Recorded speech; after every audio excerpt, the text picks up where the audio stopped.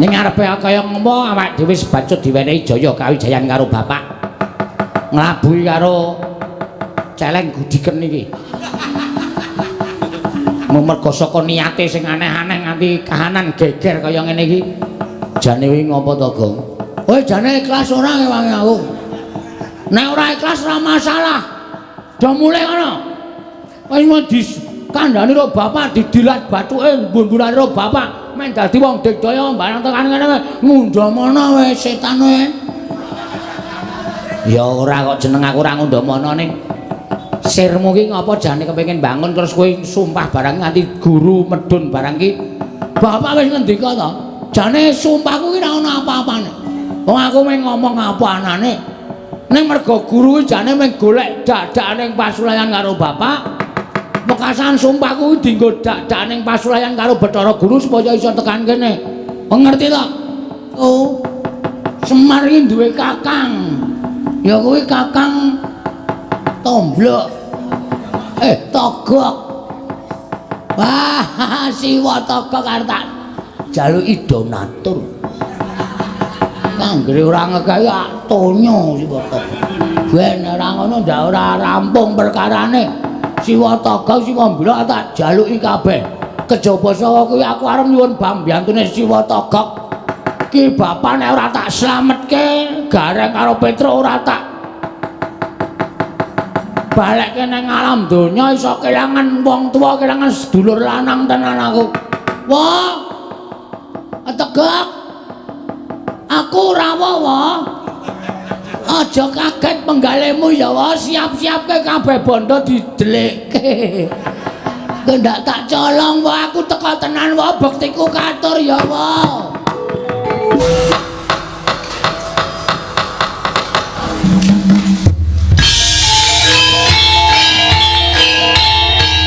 dilanjutkan pagelaran wayang kulit semalam suntuk oleh Ki Dalang Seno Nugroho. Selamat menyaksikan.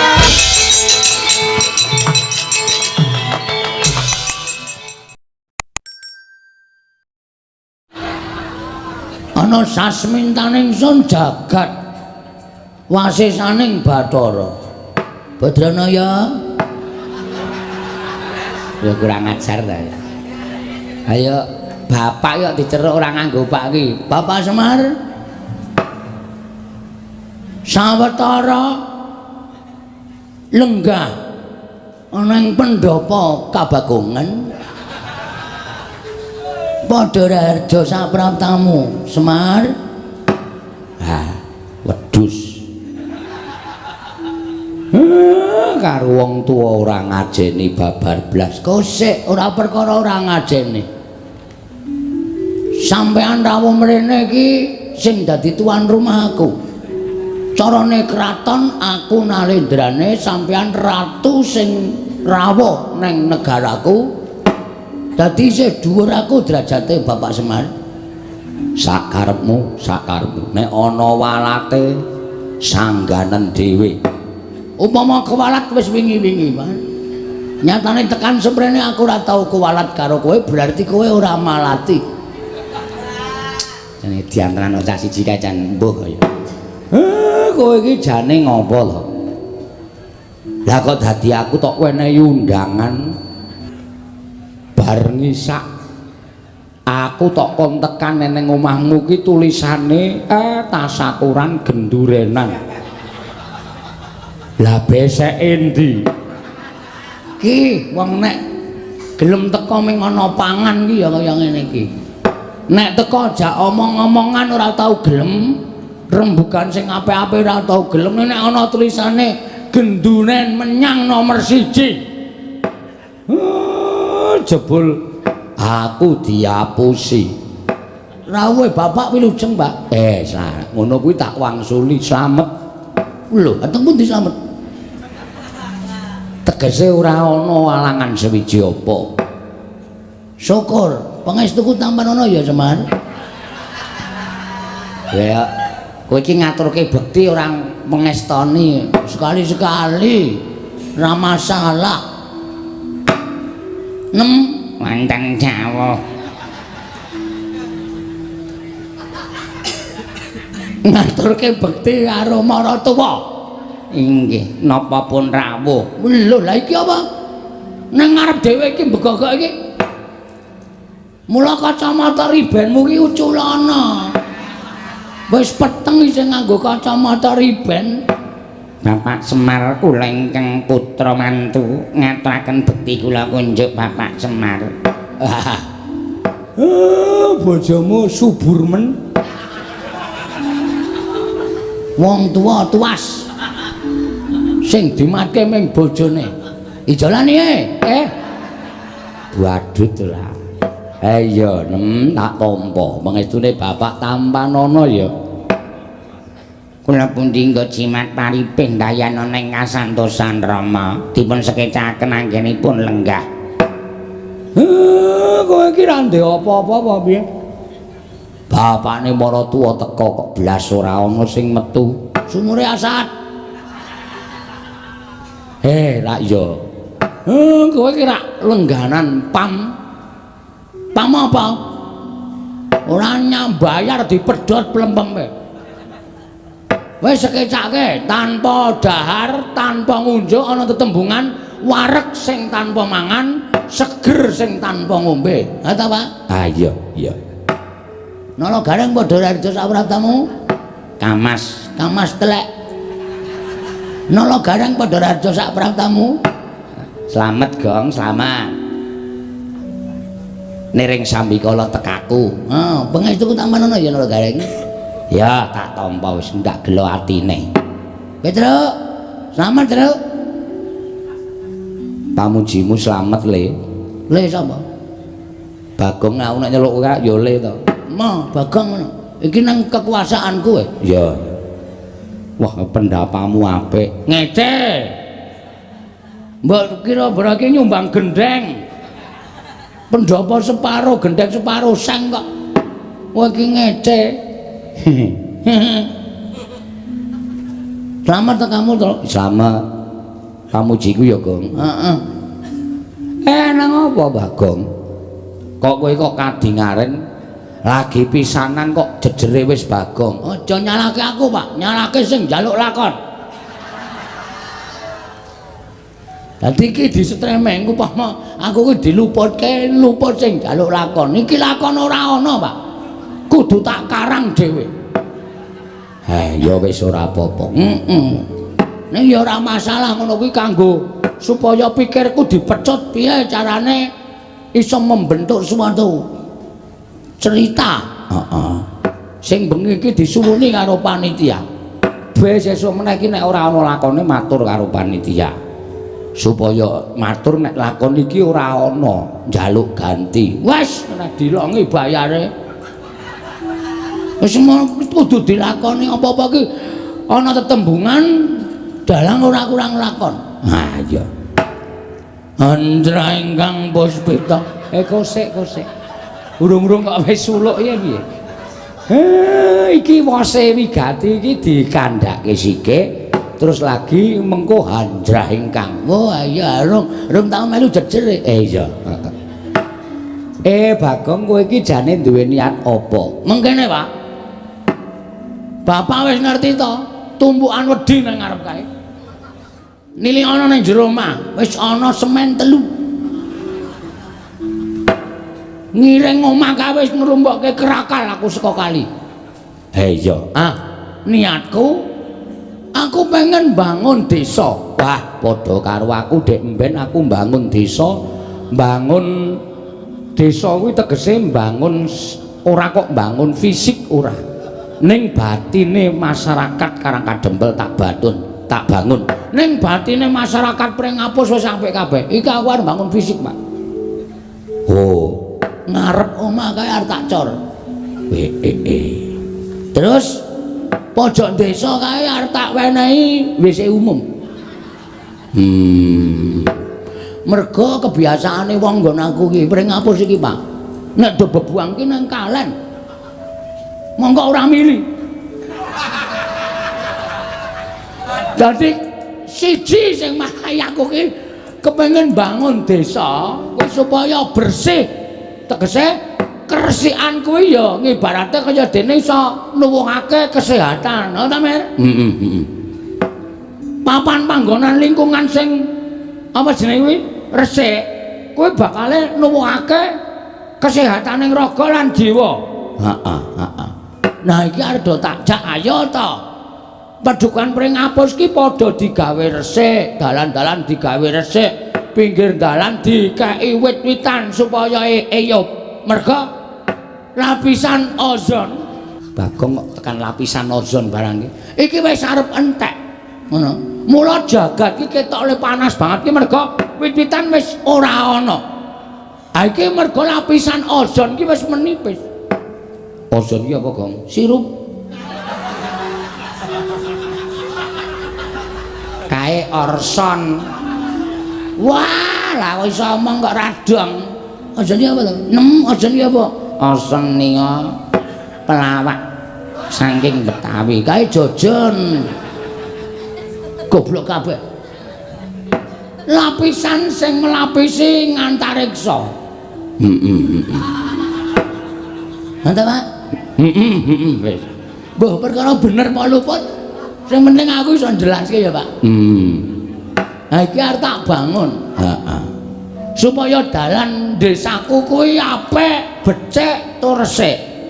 Mengko nek wis desane kuwi apik, lek ku mbangun fisik ana ing desa Pringapus iki wis kelakon, apa to sebabe arep tak gawe gotong royong. Merga jroning gotong royong kuwi ana kamanunggalan. Jroning manunggal dadi siji kuwi engko ana rasa karukunan. Nek wis rukun manjing dadi sedulur mujudake desa Pringapus sing ayem trentem nering sambikala uripe kebak ing kabungan. Ha ta, Pak? Iya. Anjraing kanggo sik. Ora kesusu to. Bola-bali kok mung hundrah. Ya apa ya, Pak? Kusike. Ya, kabeh mau iso tak tampa. Ning rak ya mawa ragat to. Ah iki ngene. Rawuhe bapak nolo gareng karo Mbah Petro kuwi tak suwun apa duwemu dolen, Pak. Lah gat apa? Iki lho, mbangun desaku. Kok sing dadi pengareping desa Pringapus ki sapa? Aku. Ha kok sing didol kok barangku. Ha kowe bapakku. Kowe ora seneng nek anakmu ora sukses le mengadakan pembangunan desa Pringapus. Ha kuwi jenenge kowe iki mbangun desamu ning nyengsarake sedulurmu. Luwih becik sedulurku sing sengsara, mbangane kawulaku. Nah ngono ta? Montormu ya matu dhewe mah didol. Aja kanggo golek ramban ngalor ngidul e. Nggo makani wedhus e ora. Wedhuse idol sisan. Dadak arkoso golek ramban. Terus trontongmu didol. Ah, semua. Moh ae dienggo golek wedi kok ya. Nggo urip sedina-sedina kok. Ha iki aku nyuwun penganu apa iga pretekle Bapak. Piye carane supaya apa sing tak tindakke iki bisa kelakon. Heeh. Ning aku mau ngebot-boti para kawula. Aku mau njaluk sumbangan per RT ngalor ngidul. Mau aku. Aku pengarepe darani wong tipis. Ning asline ya tipis tenan. Sik nek kowe duwe niat kaya ngono kuwi janjane sing tok jak rembugan aja aku. Lah sapa? Sapa? Kowe iki rak ndek bendara lho. Ndara Pandhawa. Ndara Sinuwun Darawati. Sinuwun Mandura. Pirang-pirang bendaramu nek kowe matur kanthi apik-apik luwih-luwih kowe nganggo sapa seral. Apa, Pak? Sapa seral? Mari jegos e nel.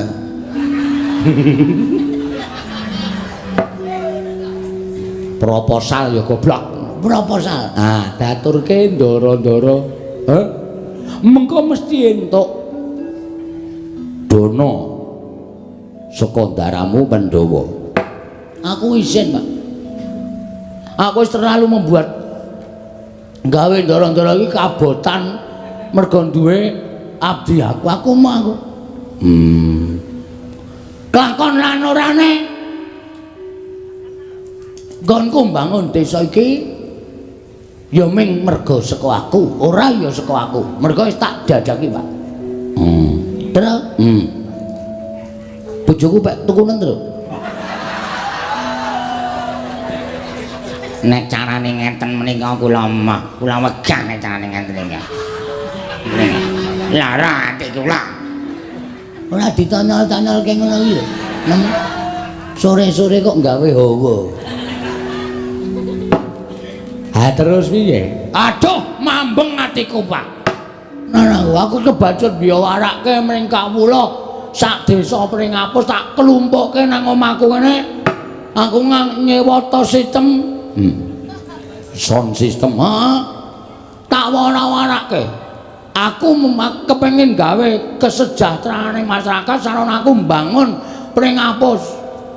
Ning barang aku lumpukke dulur-dulurku blas ora ana sing bantu. Bapak ya ora bantu terus piye? Aku kudu golek srana nendi wis, Pak. Bayangno. Monggo aku mesti isin. Tak wangeni sok minggu ki wis wiwit gotong royong. Ngecake semen 3 kae. Wis nek semen 3 ki ngecor ki arep tekan ngendi? Wong ngecor ki paling ora semene ki ya sedya 150 sak, ngono apa piye 200 sak. Sing nggo tuku gundulmu ya. Malah nesu to ora diomong kok malah nesu ora. Amen 3 e. Oh, kuwi adol pit. Ya piye gong piye tralaku nek kon bantu ya ora iso wong nyatane kowe iki ya wong sekeng aku ya wong ra duwe bapak iki ya wong ra duwe apa kowe tegel bapak adol apa-apa supaya penjangkane anake kelakon Tegel.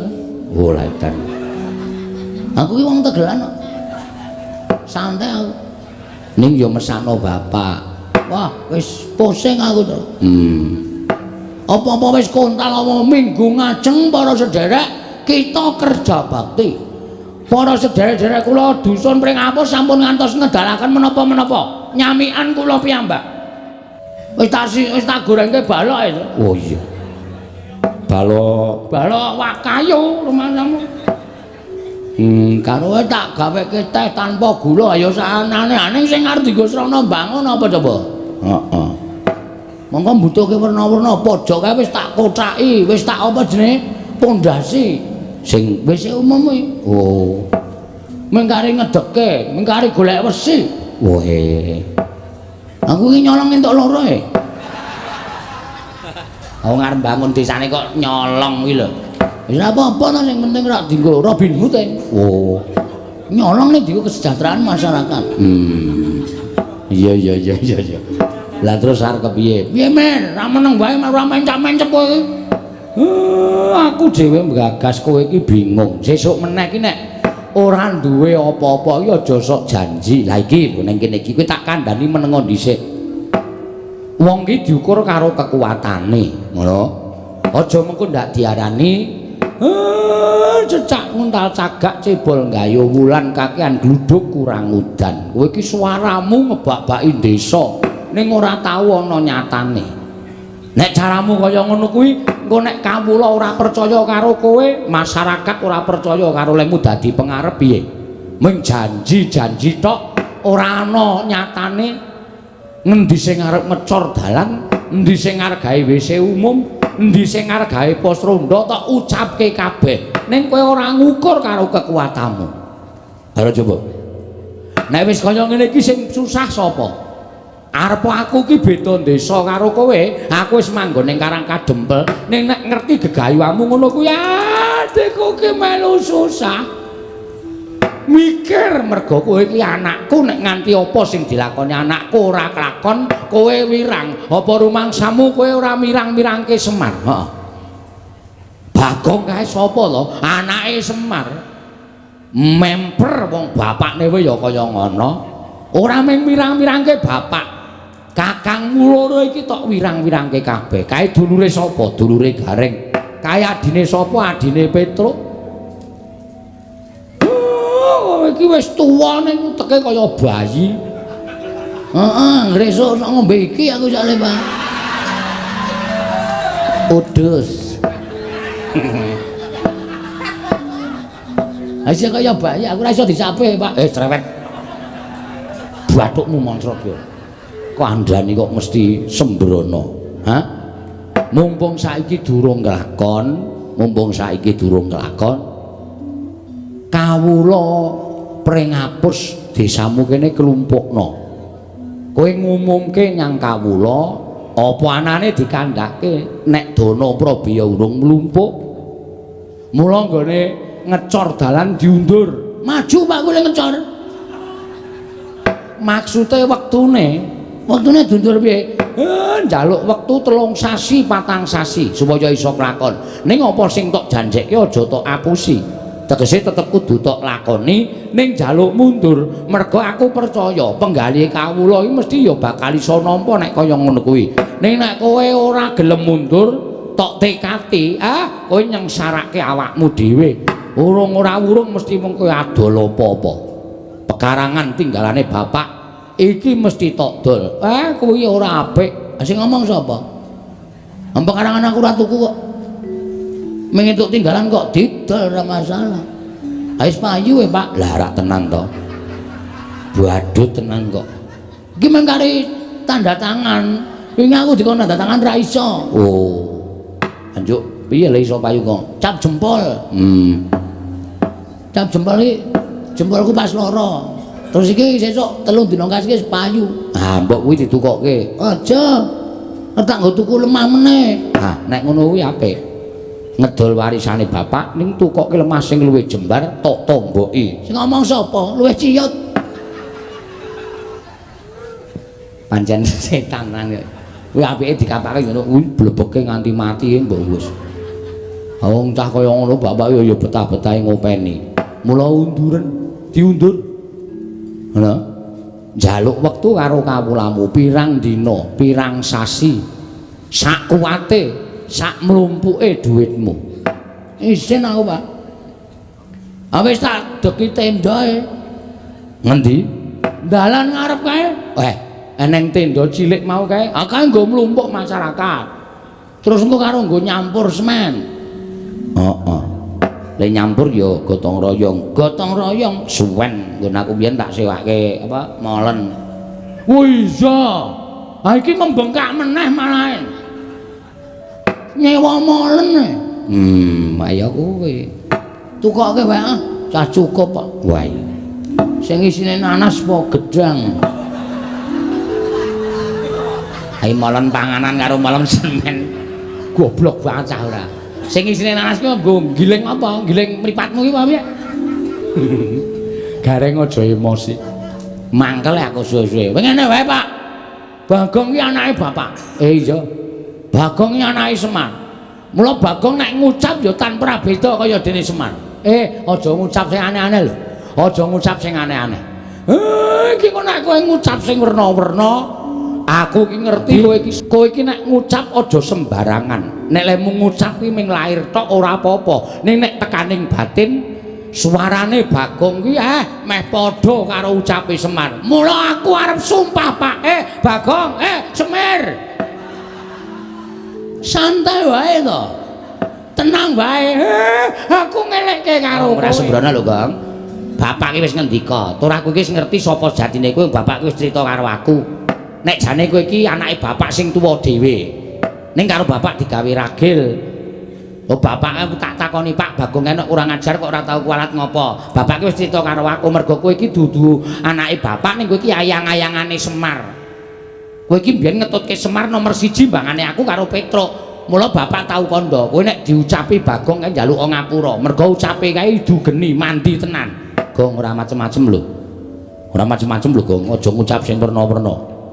Kira-kira kowe ora kuat ndandani utawa ngleksanake nggonmu mbangun desa, wis cukup diundur wektune, rasa ngucap sing aeng-aeng. Ngene, Pak. Reng, Truk, Mar. Aku arep ngomong karo kowe. Aku iki nek nganti gagal pembangunan desa, pring ngapus. Wong aku mbangane isin luwung mati, Pak.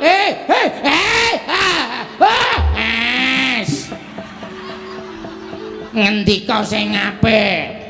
Mundur nem. Tutuk ketel ndasmu lho. Tenan aku terima mati tenan, Pak. Yakin aku ora goro, aku ora macem-macem. Nek nganti aku ora kelakon nggone mbangun desaku iki, ora ujan ora kaul. Najan ndro ngerti dalane. Aku munggah ning kayangan, aku gugat karo dewa-dewa. Bagong kok menggue gegayuhan kok ora kelakon ki dewane sing ora adil mar. Nalika semanten wis kawiyos ucaping Lurah Bagong ingkang dipun kuwatiraken dening Lurah Semar Badranaya. Ndara dasih ngendikaning Lurah Semar bilih Lurah Bagong boten kenging angucap sak pikajenganipun piyambak. Langkung-langkung wantun prasapa ndadosaken gara-garaning Kayiwangan Suralaya. Dados supayang payingan sangganing para widodara widodari para Jawata, para dewa, para dewi krana midhanget prasapaning Lurah Bagong tumiyup saking Dirgantara Sang Hyang Jatimurti prapta wonten ing bali wismaning Lurah Bagong.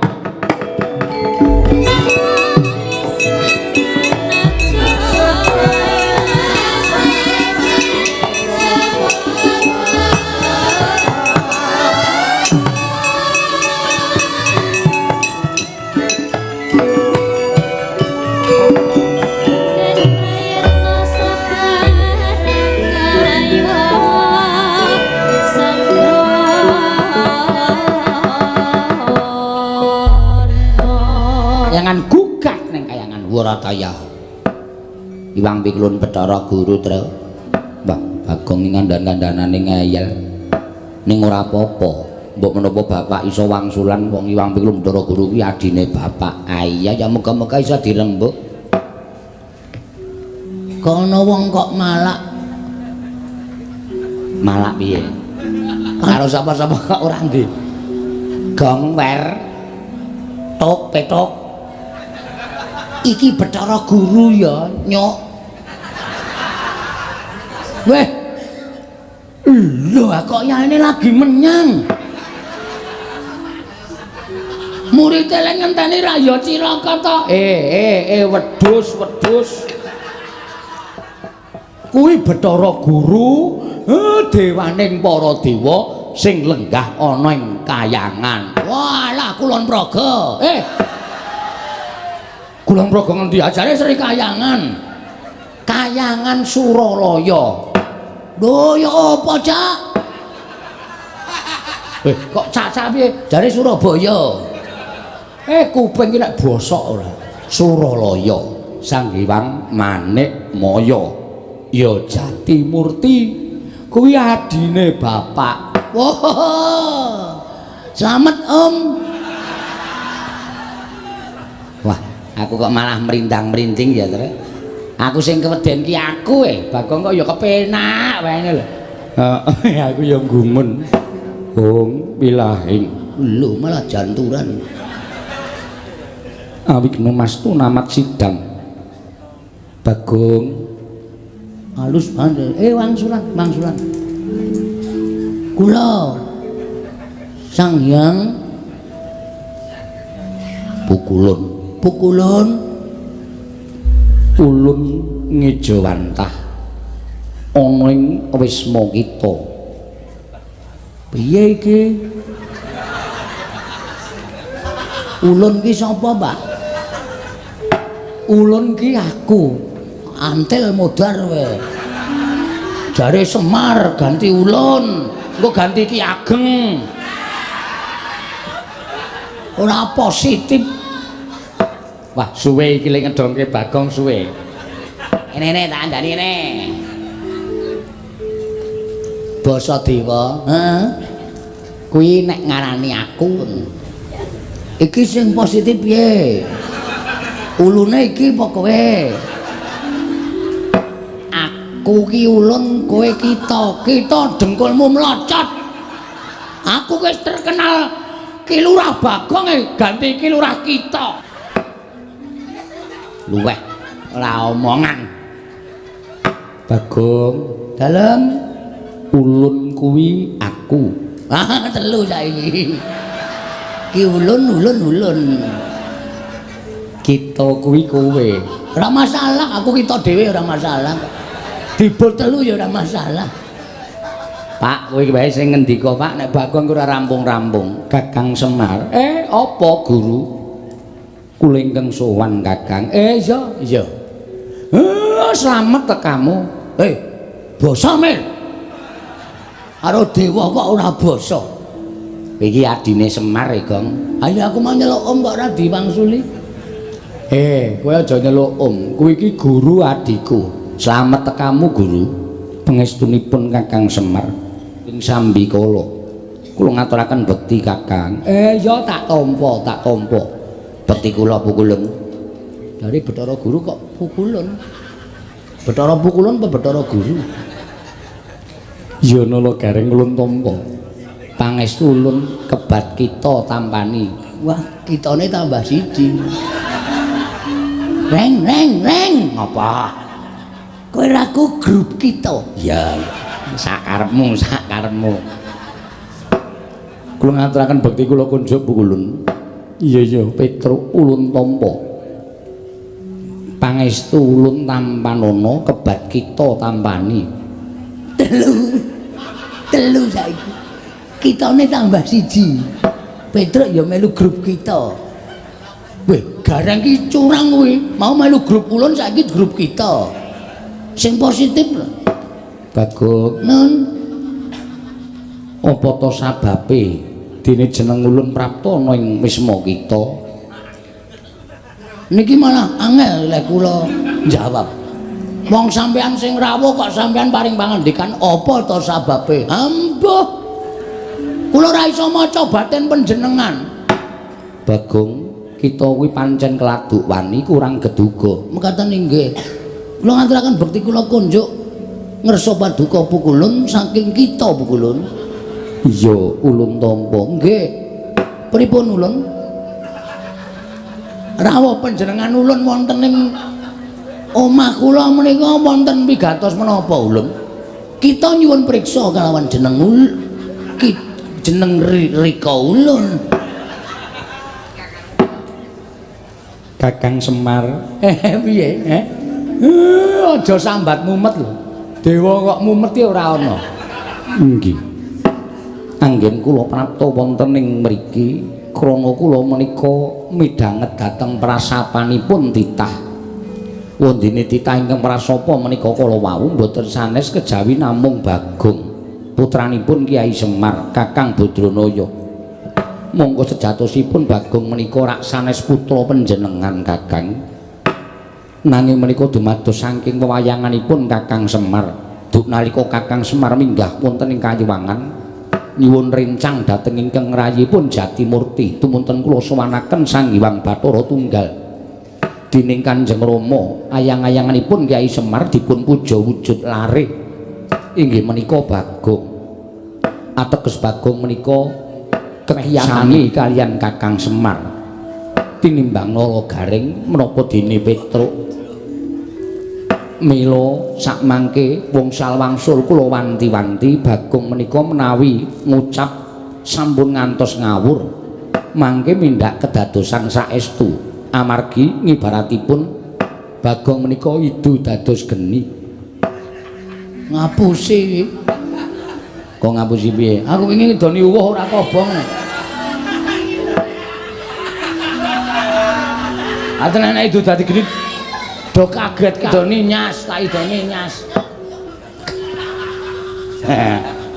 Maksude itu dadi geni iki sak ucape dadi.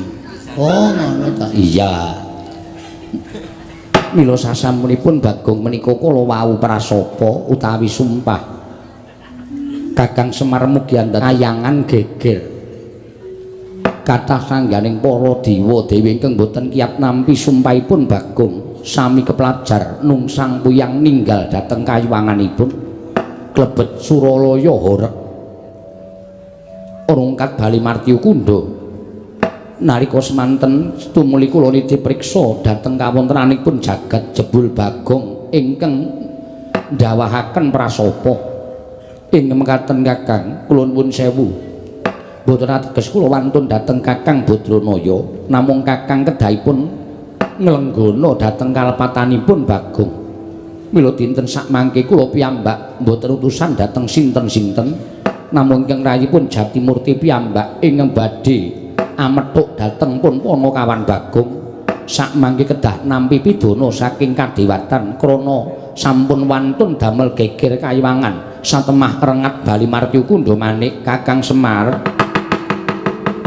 wene ana pangapura ora Bagong sing njaluk pangapura ning bapakne Bagong sing njalukke pangapura karo Bathara Guru supaya anakku Bagong aja nganti diboyong eneng kayangan aja nganti diwenehi pidana merga nggone wis keladuk wani nibake sumpah aja ya Guru ene ana pangapura ngapa to Pak aku arep dijak nang ndi ya Pak kowe arep digawa ning kayangan alhamdulillah cah kae radong kok ya kowe kok malah alhamdulillah ki apa wae lah arang-arang wong sing ngerti kayangan ki pukulan kula sagah dipun beta wonten kayangan kok tapuk sandal cangkemmu ngapa ya Pak ngapa ya Pak kok ngapa ya Pak terucat ngapa ya Pak kowe diboyong Bathara Guru ning kayangan kuwi arep diwenehi pidana merga kowe wis tau tak tesuki lagi wae sumpah nek kowe arep gugat ning kayangan nek ora entuk Prabeya nggone bakal bangun to aku ra elek-elek karo kowe to lho edan sumpahku tekan kayangan Pak nyatane dewaning dewa mudha ning kene kok aku wis ngandani karo kowe ucapmu iki padha karo ucape Semar mula nek ngucap ngati-ati kowe diunggahke ning kayangan ki arep dipidana arep cemplungke ana ing kawah Candradimuka asik aku ora ngadus dasare Pak wah jan bocah iki Candradimuka ki apa le Candradimuka ya apa Candradimuka ki neraka waduh ngapa salahku kowe sumpah kuwi mau ame sumpah kok mesa sumpah Bagong kok gawe geger kayangan Bagong pripun mula gelem ora gelem kowe kudu tak boyong eneng kayangan dina samengko kanggo nglunasi apa kang dadi utangmu kanggo ngapokake aja nganti sira wani ngucap ingkang sak kepenake dhewe weh lah ya moh yen kita ora gelem kita bakal ulun ruda paripeksa jalaran prapta ulun ana ing wismamu wis nganti sak kathahing para durandara para jawata ingkang bakal ngruda peksa kelawan kowe Bagong mula wektu dina iki Kakang Semar kula nyuwuni dipalilah dhateng jengandika Kakang Semar Bagong badhe kula boyong mangke kados pundi kawontenanipun Bagong menika wonten purba wasesanipun ingkang rayipun Manikmaya kosek adile wong luput ki njaluk ora mongko sing njaluk ngapura ora anakku sing makili bapakne njaluk ngapura ewadene adreng nggonmu kepengin boyong karo Bagong saiki ngene wae gandeng aku lek ku njaluk ngapura karo kowe ora wangsulan mbok tampa apa ora aku tak nanting karo anakku Bagong pripun Pak nek kowe digawa Bathara Guru ning kayangan sago apa ora sago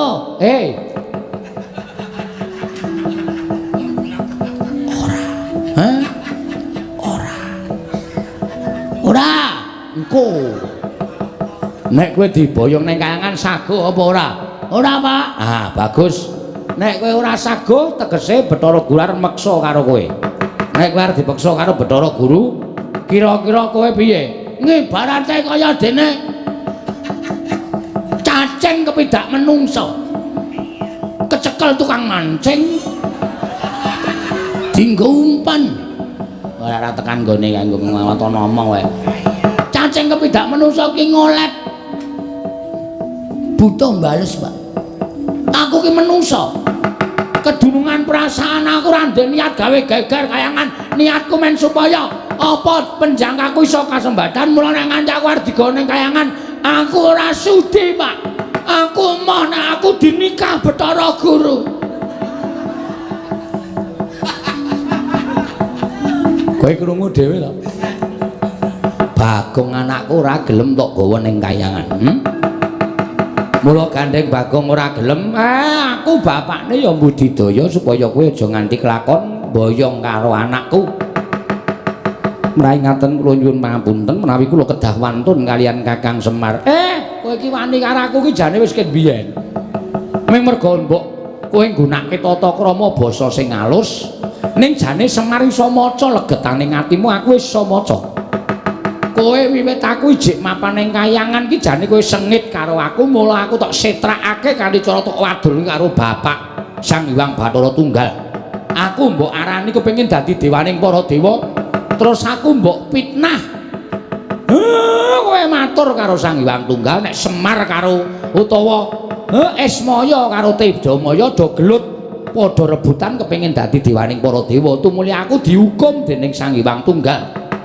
Kon mangan pagering gunung jagat sisih wetan lan kon mangan pagering gunung jagat sisih kulon. Nganti bubrah ragaku kaya ngene tumuli aku mudhun ning kayangan. Terus panjang kamu kelakon dadi ratu ning para dewa. Janjane kowe iki ragil ora duwe hak tumraping kayangan. Ning merga saka apa kalgawemu nganti aku disingkirke saka kayangan. Ora merga kowe nduweni rasa gedeng keburu sengit karo Semar to, ha? Hah? Betara guru ulun bayang neng kayangan. Cemplongke sapiteng.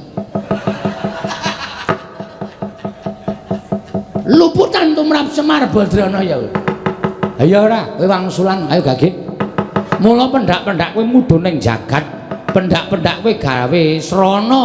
Kuwi mesti supaya kowe iso mateni karo Semar merga kowe iki rumangsa keganggu. Lemu dadi dewa ora tentrem, lemu dadi dewa ora jenak, mergo aku ijek urip ana ing Janaloka. Mula kowe pendak-pendak gawe perkara, kowe pendak-pendak mbibiti perkara karo Semar, sirmu lak ming kepengin jangka karo aku to. Kaya iki, kowe bakal mboyong karo Bagong. Kowe ngerti nek Bagong ki ayang-ayangane Semar. Nek nganti Bagong iso tok lebur ning kayangan kono, aku persasat ilang kekuatanku. Mula kowe terus bungah hatimu, seneng pikirmu merga kala mangsa kowe jangka patine Semar bebasan angel mijet wae ngranti suwe banyu sinarik. Ayo, iya apa ora? Apa aku tak waca kabeh legetane atimu? Apa njaluk tak waca kabeh?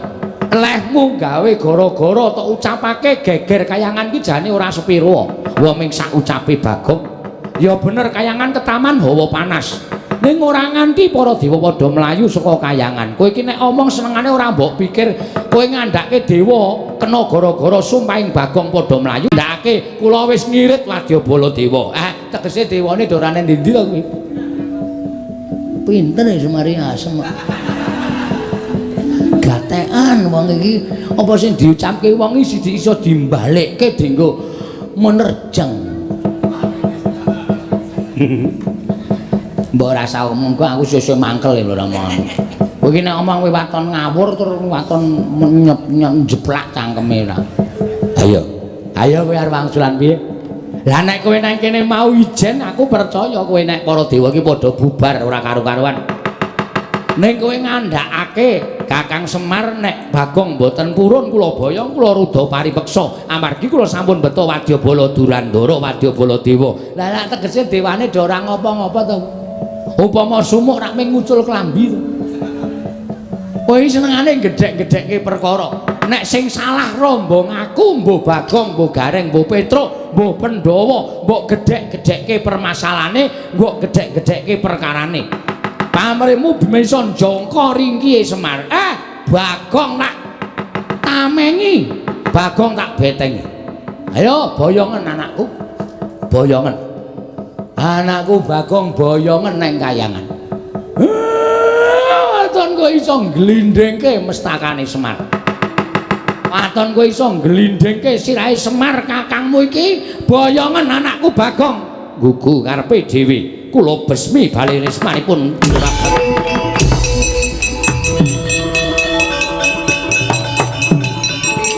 matur nuwun Pak.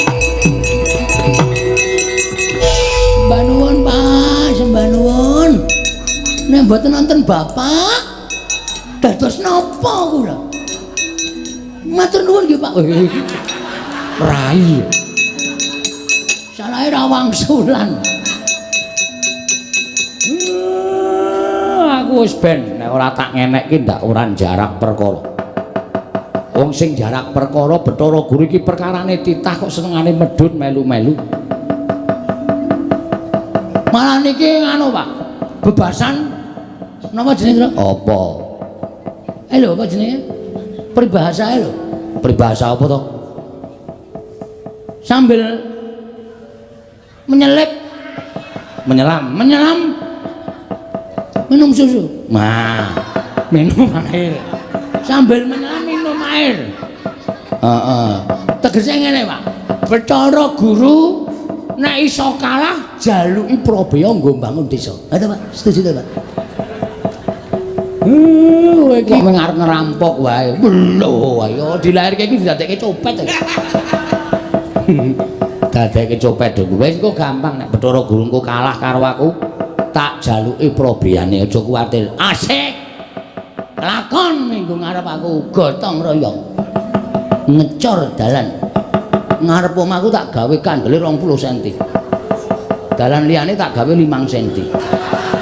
Ha ora jenenge wis urek to kowe kaya ngono kuwi jenenge kowe iki apa jenenge mulyake awakmu dhewe. Nduk liyane gampang jeglong nggonamu ora. Ora apik kaya ngono. Bagong wis nek ngono kowe ora usah melu-melu. Petro dalem Pak. Rene. Bathukmu ndi? Enggak. Mungsuhmu kok ora bain-bain para dewa. Ya, nggih. Tak dilat mbun-bunamu kowe ora kena lara luputing pati. Kowe ditamani gaman apa-apa ora temomo. Kowe mungsuh dewa menang bengi iki. Estu, Pak. Domongi kok. Matur nuwun. Adimu belani? Nggih, ngestakaken dawuh. Bun-bunan kula, Pak.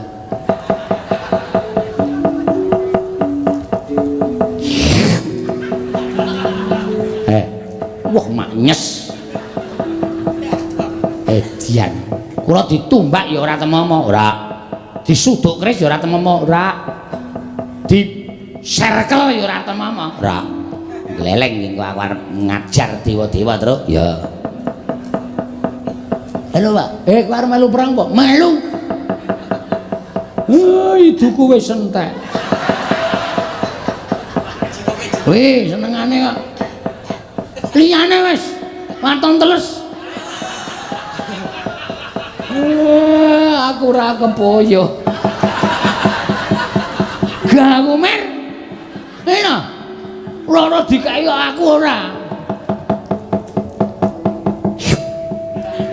Wis. Wah, edan. Nang mripat Padang ya, Tru. Ketetesan soalé ngono. Kula mboten lega ra sing manah kula.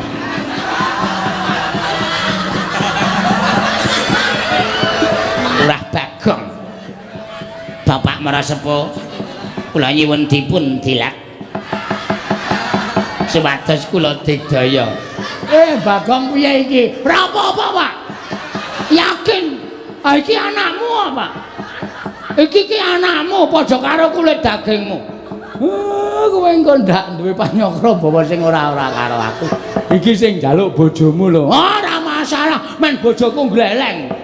Ngombok menawa melu perang ya nem. Nggih. Monggo ki Lurah Semar kula aturi ndilat dhateng kula. Bagong. Waduh piye ya? Nem. Oh nggih. Lali kula. Yen pangapunten Bapak Semar ngen bathuk. Nah, ngono bungkuk ora.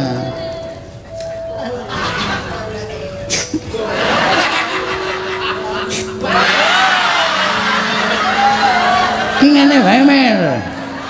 Ya saiki dijajal kadegdayane. Bapak ora ana menang sapa? Aku wis rong sasi ora lho, Mer. Kowe kok aku mau wani ora. Kegedung kamu. Penyani kula niku kalian bapak menika sampun kados anak dhewe. Ampun nggih panyol kula sing mboten. Niki ming demi keamanan supaya mangke wonten dewa sing mlebu wonten ing Bale Wisma panjenengan menika kula ingkang ngadepi. Kula wusu.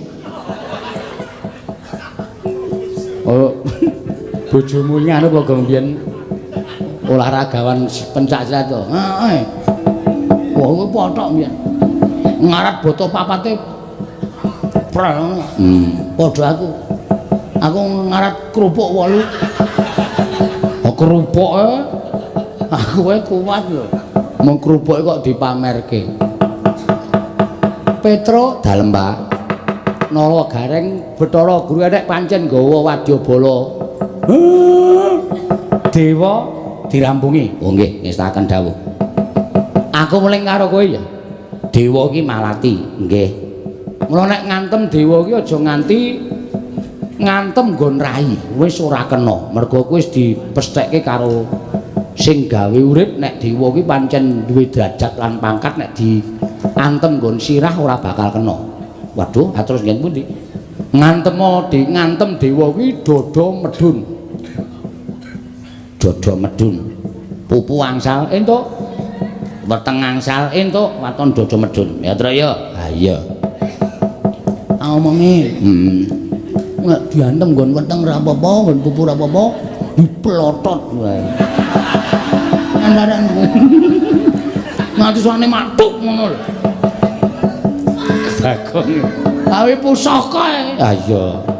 Kelemane nang kono kuwi. Nala gareng sak dawuh.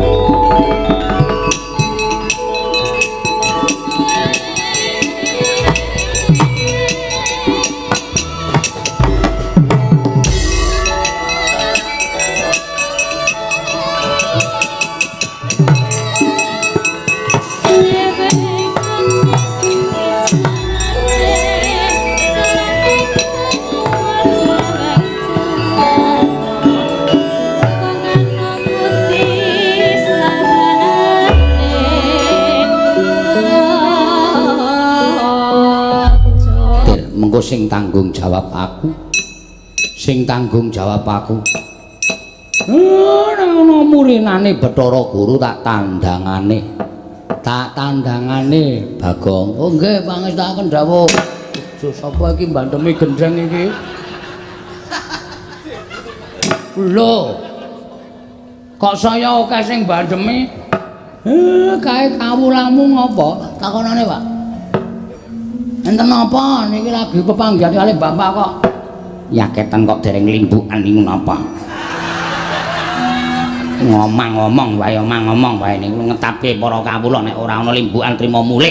Oh iya. Heeh, aja kuwatir wis. Tak langsung limbukan, aja kuwatir. Wonten jawah. Pasangamu endi? Nembe dandan. Kon rene cepet iki masyarakat wis protes. Oh nggih ngestaken dawuh. Lha aku, aku arep ngopo-ngopo sak karepmu, Pak. Aku tak ndelok limbukan. Tengok pojok kana. Kanika putra. Kencang warudayang Pak Pong Buk Boleng kali cedhe sapa sing gawe? Punapi di? Mboten nginten babar pisan bilih Panakawan Bagong berguguk mutawatun mboten purun kula boyong wonten ing kayuwangan Kakang. Mesti. Apa jenengan menika kula kinten nggih kurang gawean. Nuwun sewu. Kirangipun menapa Adi Pramesti Bathara Guru anggenipun mangreh sangganing para titah. Kewajibanipun kathah ning kok panjenengan menika ngurusi karo perkarane Bagong ngatasipun Bagong menika namung darbe kepinginan kepengin bangun desa tumuli ndawahaken prasapa. Monggo sumpahe Bagong menika mboten damel menapa-menapa wonten ing kayuwangan. Lajeng panjenengan golek dak-dakaning pasulayan dianggep Bagong nerak pacak nerajang perbatang. Tumunten badhe dipun hukum dening Paduka Adi Pramesti Bathara Guru. Kula nuwun sewu lho. Nek upama Bagong dihukum panjenengan menika janjane niate napa ta? Kula tak nuwun prisa. Kakang Naruto, menapa panjenengan mboten ngertos legetaning manah kula? Estunipun manah kula menika wiwit rumiyin boten gathuk tuwin boten condong miwah boten mathuk kaliyan Kakang Semar. Dalah lut. Lah terus lupetipun Kakang Semar menika menapa? Tapi kula nyuwun prisa. Wong nyatane papane ya dhewe-dhewe panjenengan wonten ing Suralaya, Kakang Semar menika wonten ing jagat. Kula kinten Kakang Semar menika mboten nate tumindak menapa-menapa dhateng Padukuhati Pramesti Bathara Guru. Ming penggalih panjenengan ingkang semunipun boten jenak. Semunipun boten tentrem menawi Kakang Semar menika nggadahi moga langkung-langkung atmajanipun Kakang Semar nggadahi gegayuhan. Monggo gegayuhan ora ana apa-apane. Nuwun sewu mboten wonten sambung rapetipun kalian kayangan panjenengan nepataken. Luwih-luwih sing gegayuhan para kawan. Menika jenengipun panjenengan menika nuwun sewu lho. Panguwasa kinarya gada. Wewenang dienggo sewenang-wenang menika mboten prayogi. Mong merga lambarane keburu sengit, keburu gedeng dateng Kyai Semar saat majanipun. Menika mboten sae lho, Di. Kula nuwun sewu tiyang menika menawi tandurane ala undu-undane ya sarwa ora becik, ning nek tandurane kaya apik, undu-undane ya sarwa murakapi. Menika sampun dados kodrating jagat menika ngaten menika. Nek panjenengan tansah nandur gething lan Kakang Semar sak anak-anakipun menika mangke nuwun sewu lho, panjenengan menika mangke badhe kewirangan. Nek dewaning para dewa kewirangan menapa mboten panjenengan menika sami kemawon bebecer dhateng asma Paduka piyambak. Kakang Narada Menawi boten nginten pendak-pendak kula menika nggadahi gegayuhan tartemtu Kakang Narada ingkang dados pepalang. Loh, kula menika mboten mepalangi. Kula menika mboten badhe menging, kula menika mboten badhe menggak, mboten. Namung kula menika ngleresaken. Jernyatanipun kula menika kami tuwaning kayiwangan, kula menika duwe kewajiban nglempengke sing bengkong, benerke sing luput. Menawi adi guru menika badhe tumindak ingkang mboten sae nggih kedah kula emutaken. Menawi adi guru menika badhe menggok margi ingkang lepat ingkang kedah kula emutaken menika kewajiban kula. Ewadene menawi panjenengan dipun emutaken bebasanipun sampun wegah napa wewarah nampik pitutur becik, nggih monggo panjenengan nggali pangaos. Kula sumanggaaken. Ning nek panjenengan menika mangke nandang wirang merga saka pokale para kawan. Ampun ngantos panjenengan sambat kalian kula. Badhe kula dodo Kakang. Nggih, monggo wis pancen ora iso dikandhani wis murka sumanggaaken. Indra kula wonten timbalan. Brahma wonten timbalan Pukulun. Yama Dipati wonten timbalan Pukulun. Penyarikan nggih wonten timbalan. Aja ingkang cicir. Ulun keparengake dina samengko kita ngruda peksa kelawan Bagong. Upama ta dulure Bagong kabeh Semalang, ulun paringi Purbawasesa kita wani kelawan Kakang Semar. Mekaten Pukulun menawi dados dawuh Paduka badhe kula estakaken. Nggih, mekaten Pukulun menawi dados Paduka badhe kula estakaken. Inggih Pukulun ngestakaken dawuh. Nggih, Pukulun ngestakaken dawuh. Wis kana do menyang nek adoani karo Kakang Semar. Do menyang ngono, nek ada kewirangan mboten dundang Narada. Kakang Narada mboten tuwun. Mboten kula tak dados penonton kemawon. Kula tak sorak-sorak kemawon. Mangke menika kula ning kewirangan ndak kula melu-melu, pokoke kula tunggak waru godhong dadap. Tegesipun menapa? Narada ora melu-melu, ora melu nggarap pun cekap semanten. Nang ngaten panjenengan boten jumurung lekasipun Bathara Guru. Kula dukung. Kula jumurung. Kula menika ndederek. Waton pernyanyi adi guru menika nggadahi lekas ingkang sae, gegayuhan ingkang sae. Ning nuwun sewu, nek pakartinipun Adi Pramesti Bathara Guru menika mboten sae ngalisir saking anggrang-angring kautamaan. Kula nuwun sewu, kula mboten melu. Mekaten Kakang. Nggih. Nang ngaten lenggah ingkang sekeca kula piyambak ingkang badhe bondo kelawan atmajanipun Semar. Kanthi cara mekaten Kakang Semar sampun boten gadah kegiatan mergo atmajanipun badhe kula cemplungaken wonten ing Kawah Candra Dimuka. Monggo. Ajeng mancemplungke mancemplungke wajan menika. Panjenengan iki gadhe Purbawasesa. Wis kana Indra do menyang kana. Kowe do ora mikir apa piye? Ming semagoh karo dawuh Adi Pramesti Bathara Guru. Kowe ora ngerti, mungsuhmu kuwi ora wong baen-baen. Ketoke mungsuhmu ki ming nala gareng karo Petruk karo Semar. Nek arep do mlebu ICU ana do mangkat. Remuk kabeh kowe. Arep Yama Dipati ku tong njabut nyawa, kurang-kurang bejane jabuti untumu karo nala gareng. Do menyang Indra Brahma Yama Dipati penyarikan mangkat dina iki niki ngesaken dawuh Paduka Hyang.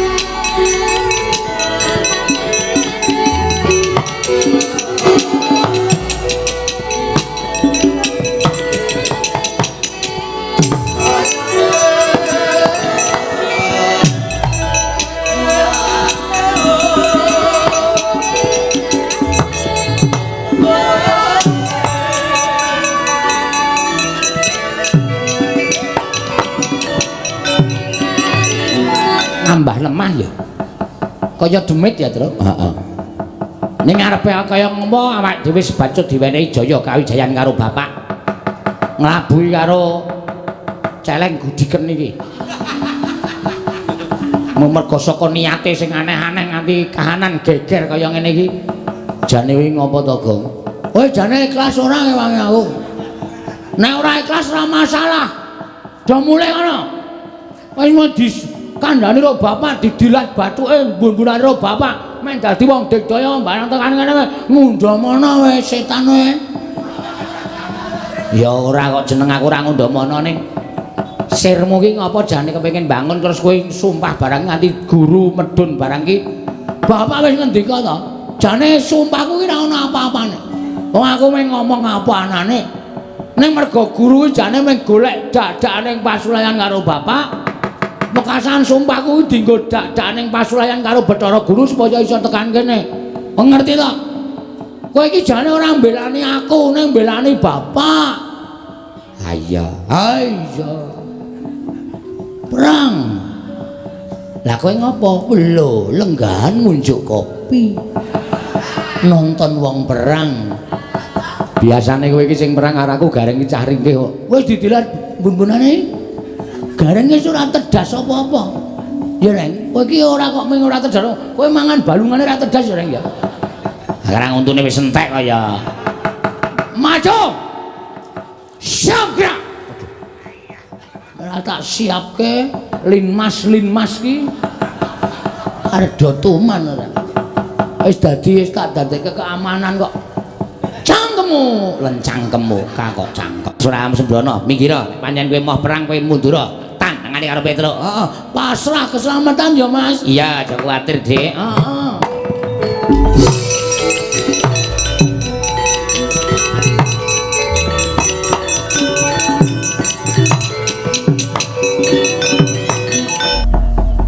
Dewa tenan? Dewa iki jare gedhe tur dawa. Ha iya. Sing arep iki kok cendhik. Omong ngono kuwi gumantung wong-wongane kok. Sing arep iki ya dewa. Sapa kuwi? Bathara Penyarian. Oh pacare. Utuh. Bathara Penyarian. Kewajibane nyatet neng kayangan. Mula kok ngendi-endi ballpoint. Ha iya. Sing tengah kae kowe tepung ora to ngerti no. Nderekke sapa-sapa tau ketemu karo dewa, nderekke Ndara Janaka ketemu karo dewa. Sapa kae? Bathara Brahma. Dewaning geni. Jane wis sampe wis surut ning sing mburi dhewe kok ora imbang ya. Ora imbang piye? Ngarep rung ngarep, cilik musuh cilik, dhuwur musuh dhuwur. Aku kok malah entuk gedhe. Monggo mungsuhmu bahaya dhewe kae kok. Ae sapa e? Bathara Yamadipati. Kewajibane njabut nyawa. Edan. Aku dadi aku entong musuh tukang jabut nyawa. Ha sekaremmu iki pokoke jodone dhewe-dhewe. Yen ora sanggup catut. Hartoku kok anu nyatut untune Yamadipati. Dheke sadurunge njabut nyawaku jabut sik. Monggo ku njabut ngeget. Ha iya. Mesti langsung utus kowe. Kuwi senengane nek dikeplak bales e. Bales mestaka e. Kula ngaturaken bekti kula kunjuk Kulun. Nala gareng tak tampa. Pangestuku tampan ana. Lho nggih. Bathara Penyarian kula ngaturaken bekti kula kunjuk. Petruk tak tampa pangestuku tampan ana. Pak Carek bekti kula. Bagong tak tampa pangestuku tampan ana. Kulun Bathara Brahma bekti kula ya nala gareng ulun tampa. Bathara Brahma bekti kula ya Petruk ulun tampa. Bathara Brahma. Hah? Brahma ora Grama. Bathara Brahma bekti kula katur. Ya Bagong tak tampa. Kulun Yamadipati bekti kula ya gareng tak tampa. Bathara Yamadipati bekti kula ya Petruk ndak tampa. Yamadipati bekti kula ya Bagong ndak tampa. Ora ngecer. Wah, jabut nyawa, jabut untumu. Wonten menapa Kulun? Nala gareng pripun? Aku entuk dawuh Wang Pikulun Jatimurti. Ya pepundhenku, nggih. Kinan bondo karo Bagong, merga Bagong keluputan. Wani ngucapake sumpah nganti gawe gegering Kayiwangan Suralaya. Mula wektu dina iki Bagong bakal tak bondo, tak unggahke ning kayangan, tak cemplungke ning Candra Dimuka. Ayo ndi Bagong? Kaya jempalange kareping Bathara Penyalian. Aku nganti Kakang Pulun Bathara Brama lan Kakang Pulun Bathara Yamadewati. Yen kowe puguh ora menehake Bagong aja takon dosa. Kowe ngerti? Pulun Bathara Brama kuwi dewaning geni. Keduga bakal ngobong desane Bagong nganti rudes keles tanpa sisa garing. Baladewa Narpati. Iki ngopo iki ora? Ora sah werna-werna to, Gong. Nuwun sewu. Kula wis didhawuhi kalih Bapak Semar kinen mepalangi sapa kemawon sing ajeng gawe kapitunaning Bagong, gawe cintrakaning adi kula Bagong. Ora mawas menapa menika dewa, menapa menika wadi, menapa menika wada. Tetep ajeng kula pepalangi. Lho, kowe wani karo para dewa sing nawedeni apamu? Bagong ora salah ora luput. Bathara Guru tedak ning Madyapada ngluputke Bagong mendika pawadan nggone sengit karo Semar. Iki asline ngono kuwi. Wah, mbok terus nek. Ayo ora. Terus saiki tak takon karo sampean. Nek ora iso ora usah dijawab. Tak takon karo sampean. Kena apa kok dewa ki ado sengit karo Semar iki jane masalah apa? Lho Bathara Guru ki kok sengit karo Semar jane masalah apa? Aku tak takon karo kowe. Aku tak takon karo kowe, masalah apa kok sengit? Lho, kowe malah ora basa bareng karo aku. Lho, kamu arep gelut kok dadak basa. Ngendi ana wong gelut kok basa? Ketiban asta kula jengkelan kuwandanira. Antene ora serem. Ayo, arep muni piye kowe? Yen ngono kowe wani karo para dewa sing nawedeni apamu? Ora minggat swarmaku tiban tangan kene marganing patimu. Leng, eling. Apa, Tru? Dodo medun. Oke, siap. Leng, eling. Dodo mentuk. Panganan wae ora. Aku brutu ya. Iya, iya. Kene mergane patimu, mang maju. Kula ladeni Bathara Penyalian.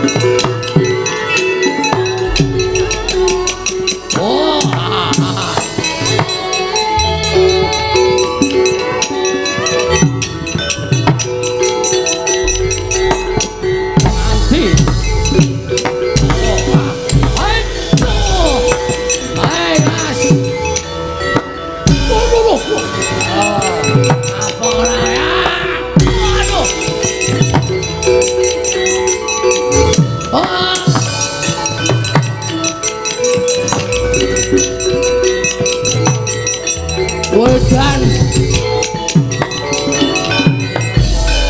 Bang. Ngapa ya muda iki? Bingung aku, Tra. Lah terus gregeten tak plotroke kathokku. Jarene wong tuwa ki nek musuh bangsa alus ngono kuwi iki jare kon wuda. Dunjuke sik dunjuke. Kaya apik-apik kok. Kok kaya kutuk to, Gong, kutuk ndasmu.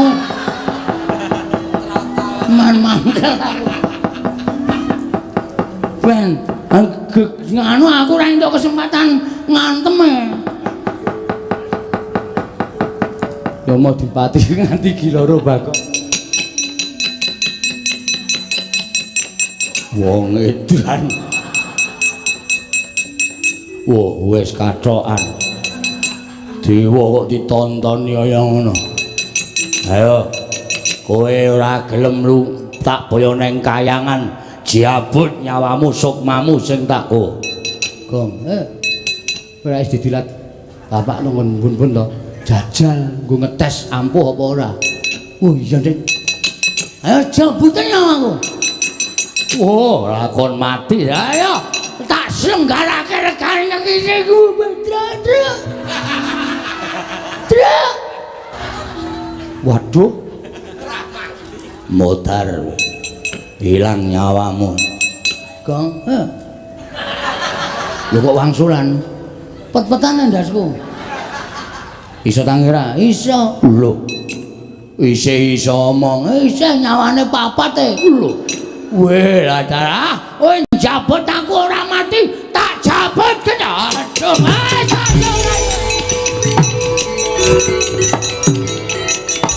wah.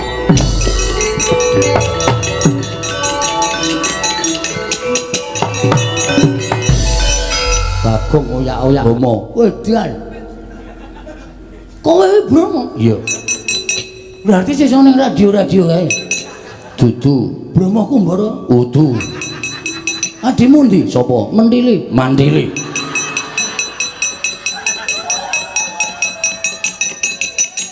Aku dewa. Dewa apa ora minggat cabut nyawamu.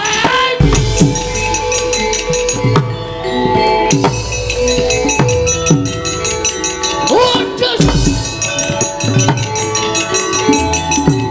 Wah, skoter wae.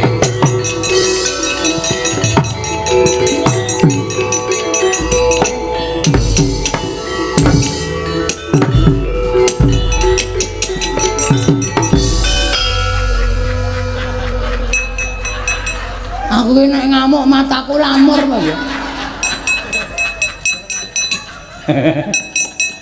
Petruk sing kok jabut. Sarae mendono. Ngawur ngene ora. Iya, cuman dibalekke nyawane.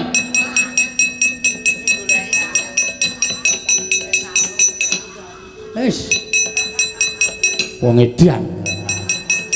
Wong aku tekone kaya ngono ora geger dewa-dewa terus. Heeh. Tak jabut kabeh. Oh, Urung ana sing rumendlepe tak jabut. Saking mangkelku. ha iya. Tapi ya wicane ora ngono ndadewane aja ora sak kepenake dhewe kok. Ha iya. Piye nek ngene iki? Weh, Gong, ora pangling ae. Sapa? Iwang Pikulun Bathara Guru. Ngambah dirgantara sajake duka tenan kae. Terus Mayo ngayom nemene bapak wae. melayu kae kene. Ya.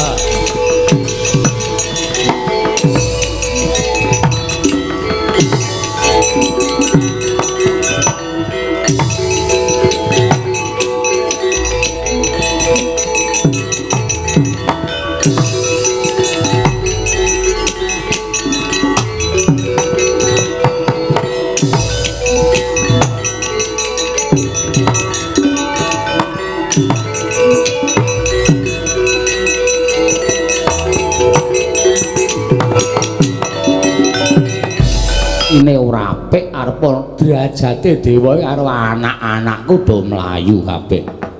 Kuwi nandhake nek apa kang dadi niatmu pancen mau diregeti nganggo blendenge ngangkara.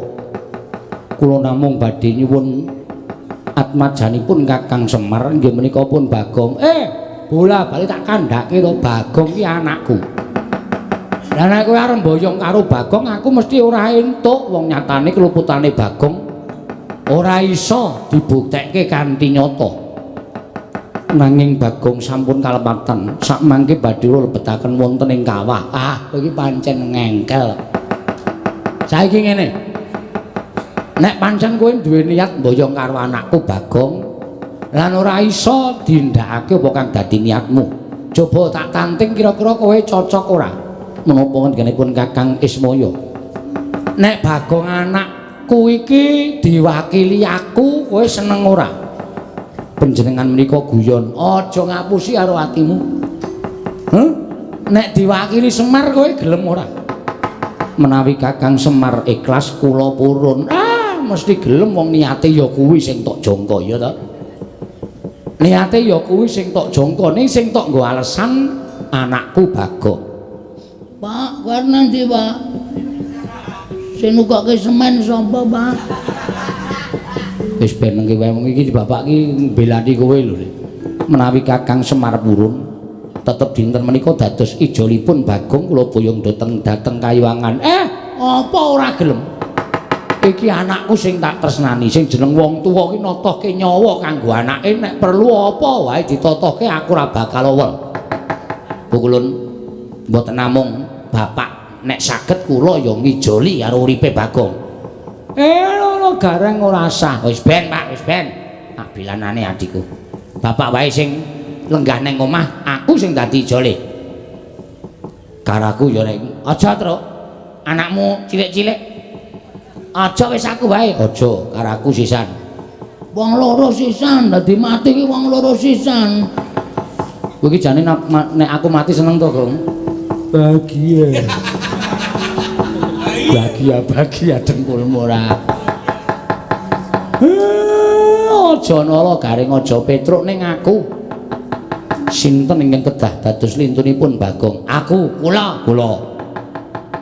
Nala garing aja ora apa-apa, Pak, wis ora apa-apa wis ben. Aku wae Pak wis ora apa-apa wis ben aku ora garing wae bapak lenggah ning omah. Menawi kula nyuwun menapa Kakang Semar saged minangkani. Kowe njaluk apa? Ingkang dados lintunipun Bagong boten namung Kyai Semar Kakang Semar nanging klebet nala garing Petruk kedah kula boyong wonten ing Kayuwangan. Wong siji kok ijole telu iki piye? Kedah mekaten Kakang menika ingin dados panyuwun kula menawi boten nggih Bagong ingkang kula beto. Piye nala garing wis ora apa-apa Pak, wis ora apa-apa. Wis ben Bagong dhewe malah kesepian wis ben. Ora suwe-suwe mati gantung. Ora mungkin aku ngedol sawahmu sik to. Kok ya wis ide ngono lho. Nek luar ning Kayangan iki dhek wis ngerancang rencana selanjutnya jelas. Ora iki du Bagong kok. Ya wis nek pancen niatmu kaya ngono aku manut. Wis aku nala garing karo Petruk sing munggah ning Kayangan. Menika saestu. Iya. Nggih kula nderek pukulun, nggih kula nderek pukulun. Nanging ngaten kula aturi bidal sak menika sareng kan lampahipun ingkang rayi. Iya tak tutke aja kaya bocah cilik Bathara Gurayu.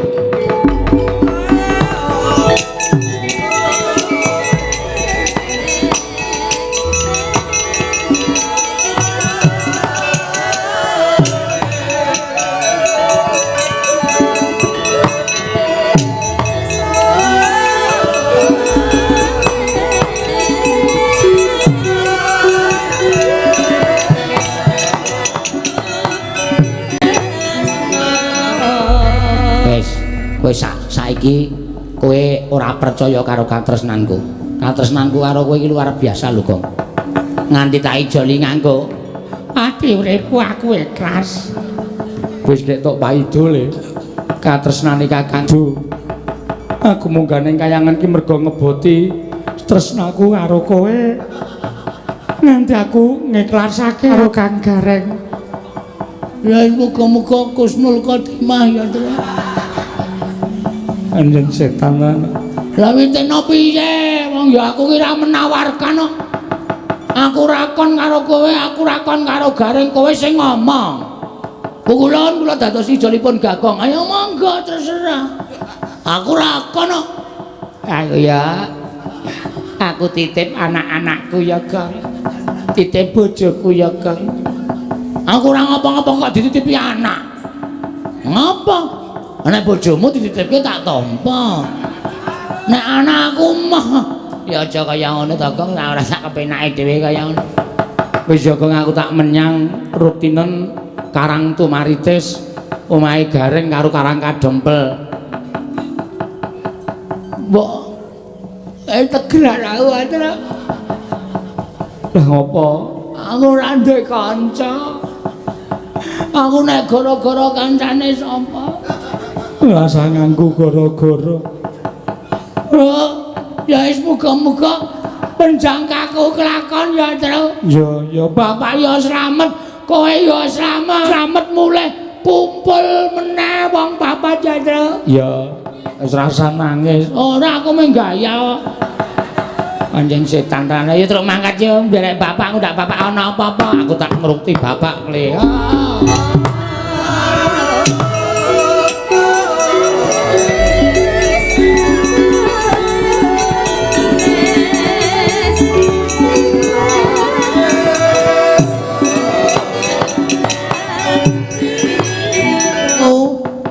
Semar iki duwe kuwi Kakang Tomblok. Togok. Wah, Siwa Togok arep tak jaluki donatur. Kanggere ora ngegawe tonyo Siwa Togok. Ben ora ngono ndak ora rampung perkarane. Siwa Togok Siwa Mblok tak jaluki kabeh. Kejaba saka kuwi aku arep nyuwun bambyantune Siwa Togok. Ki bapak nek ora tak slametke, gareng karo Petro ora tak balekke nang alam donya iso kelangan wong tuwa, kelangan sedulur lanang tenan aku. Wah. Tegak. Aku rawa wah. Aja kaget penggalemu ya wah, siap-siapke kabeh bondo didelikke. Ndak tak colong wah, aku teko tenan wah, bektiku katur ya wah.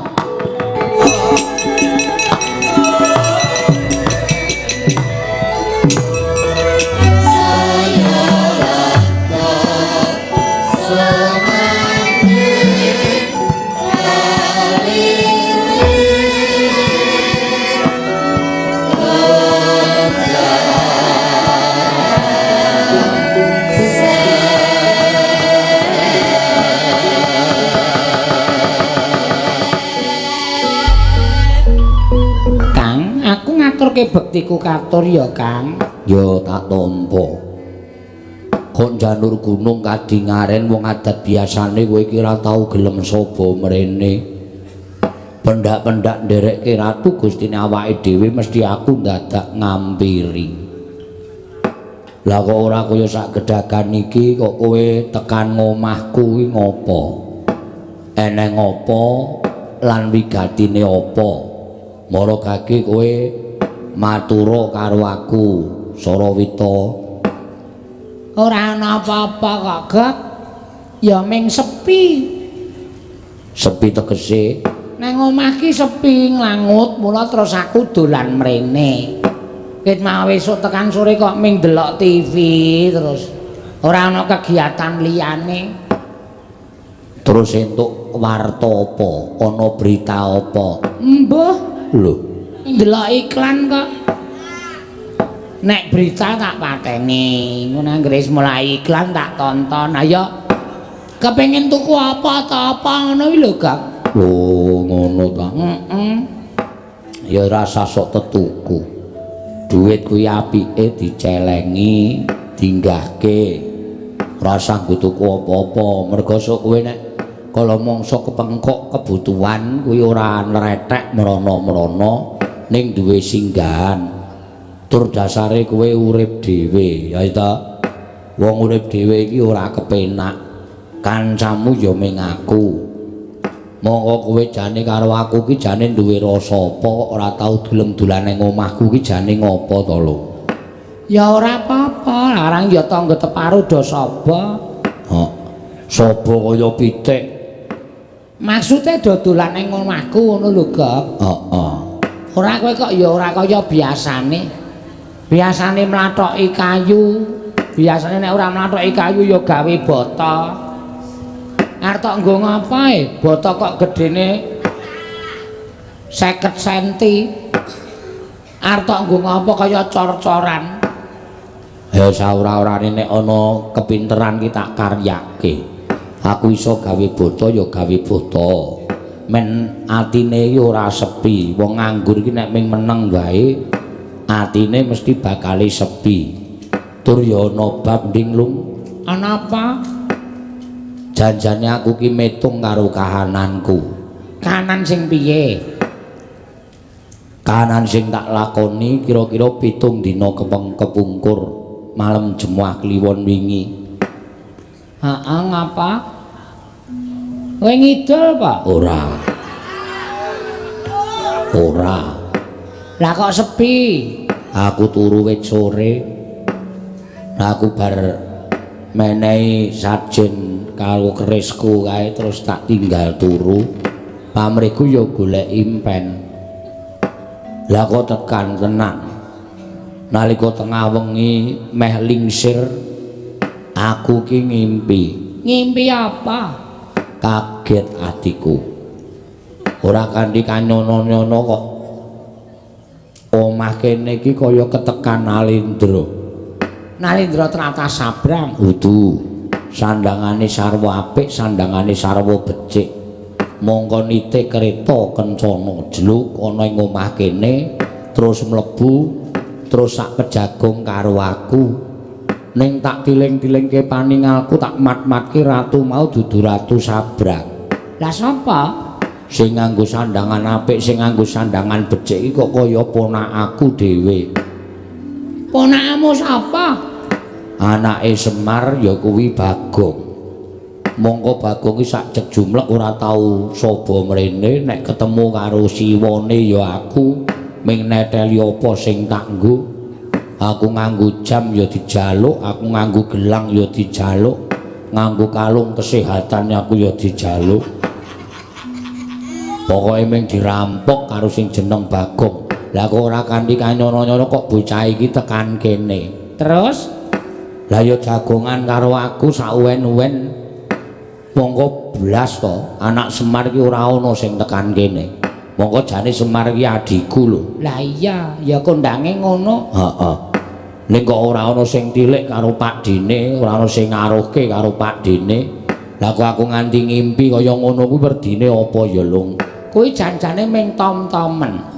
Kowe iki ming kangen karo anak-anak ini Semar. Ya arep kowe karo aku ki mapan ning Tlatah Sabrang ning dipestheke utawa ditakdirke dikodratke nek Semar kuwi dadi adimu. Lah iya. Nile pisah wis pirang-pirang abad. Wis suwe banget.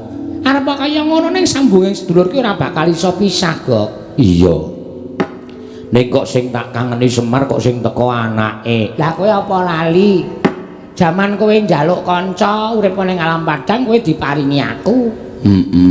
Semar njaluk kanca do nalika urip ana ing jagat diparingi Bagong. Heeh. Dadi derajate Semar karo kowe iki padha, derajate Bagong karo Mbilung kuwi padha. Oh, Mula nek kowe kangen karo Semar sing teko Bagong kuwi padha wae. Padha karo nek Semar kangen karo kowe sing teko aku kuwi ya sama dulu. sama saja. Sama saja. Ngono lho maksude. Heeh. Ning apa yo bakal tekan kene tenan yo cahidan kae. Wis rasa tok arep-arep malah entek-entekan kowe. Engko bifete dijaluk, korsine diusung. Wong kae iki wong nekat ora jamak-jamak. Ning aku kok duwe pandakwa lho. Pandakwa piye? Dina iki kok ngarepan kuwi jagone do tarung. Lah karang do nyoba e. Oh. Brenjake do ganter-ganter. Suarane wit esuk mau ora leren-leren. Nek kowe sing teko ora mungkin, mesti ki eneng wong sing arep tekan kene. Ya muga-muga bener wae, Kok. Kocap kacarita nalika semanten. Eling-eling ki lurah togok nggih Sang Hyang Catu goreng ing Jawantah. Sak ciptane dadi sak sedyane ana. Ngraosi bilih jurang porong badhe ketekan dayuk. Dados sakuling mangke ingkang bletek-bletek saking katebian. Mangono pangudas marane ora liya kejaba mungkin lurah Bagong. Ingkang sowan ngersanipun ingkang wa ing padukuhan jurang porong. Mangkono pangudas marane iki lurah Bagong. Assalamualaikum, Wong. Wong. Aku rawuh, Wong. Wetegek. Wah, cangkeme wis ketok. Padha karo diisin-isin ketok kowe, Gok. Lha kok kaya suarane ponak aku Bagong ya, Lung. Sajake. Wah, aduh liwat niki, Wong. Lawange ndi, Wong? Lawange ngarep kuwi cah edan. Oh iya, Cak Kendir. Wis aja tok wangsul ndak malah ora kajen kowe. Aku sowan ya, Wong, wetegek.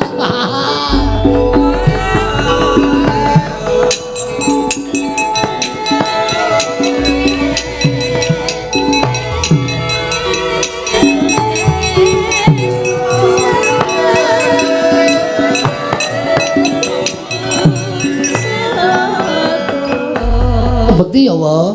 Iya, tak tampa. Bagong slamet, Gong. Mbiti, bilang. Andeng bilang lali aku. Slamet, Wong, bilang. Itu kantor ya, Wong. Tak tampa Bagong. Maestune wong tua tampan nono. Tak gegem dadak. Kok cilik terus to, Wong? Ya karang kaya ngene iki wujudane. Heeh, sing penting sehat, sehat ya, Wa. Heeh, sehat. Jiwa Togog sehat, Wa. Yo, slamet sehat le cah bagus. Sangeme ngoso dawa, Wa. Mbok wis kowe ngopo lho karo jeneng wong tuwa kok mesti ngobok-obok sak penake dhewe. Jane kowe iki ngopo? Kok janur gunung kadingaren. Dian omahmu saya apik, Wa. Kok dadi saiki aku iki nderekke ratu sabrang, ratu sugih-sugih. Apa-apa biak-biuk kowe butuh apa tukokke, butuh apa-apa tukokke. Kae gambare sapa ya, Pak? Gambarku no.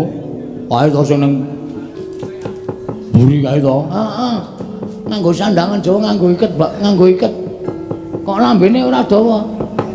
Tok plester, Pak. Aku orang pesen karo sing nglukis men aja nganti diketokke dawa men ketokke demes kok. Asem iki.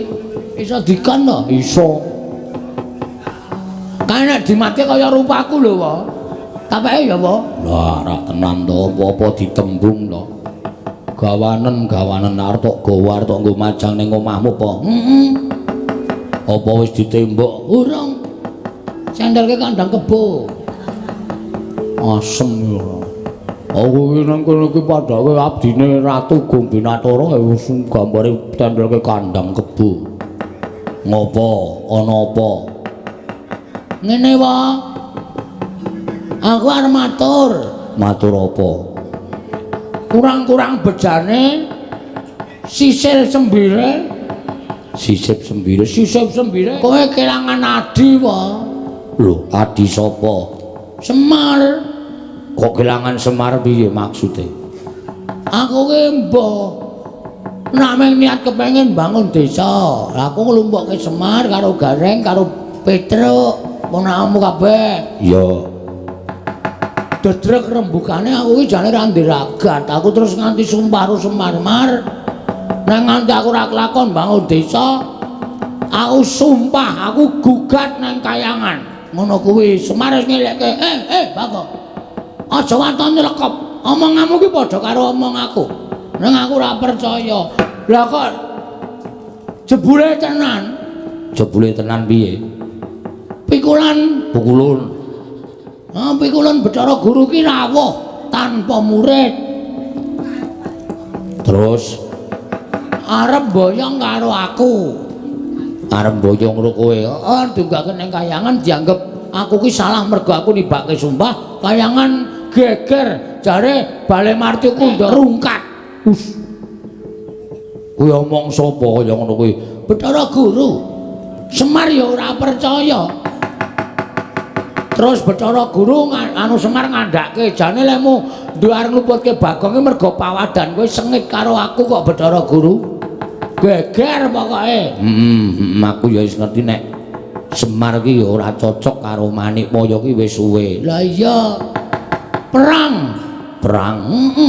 Dewa-dewa kalah karo aku kabeh. Wah, kowe gak menang karo dewa-dewa. Menang ning ming sithik rasa njaluk ya. Menang perang. Aku iki terus Bapak Bathara Guru teko, aku mundur.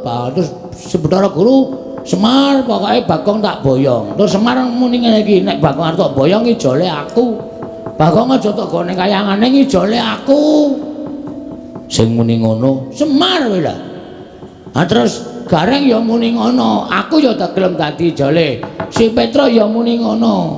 lho terus Semar diboyong ning kayangan karo Gareng karo Petruk.